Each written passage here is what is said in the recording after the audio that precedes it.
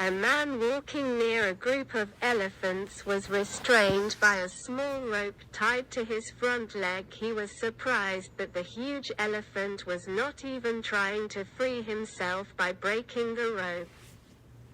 He saw an elephant trainer standing beside them and he expressed his puzzled state of mind. The trainer said, "When they are very young and much smaller, we use the same size rope to tie them in. At that age, it's enough to hold them. As they grow up, they are conditioned to believe they cannot break away. They believe the rope can still hold them, so they never try to break free." Moral: it is the false belief of the elephants that denied their freedom for lifetime.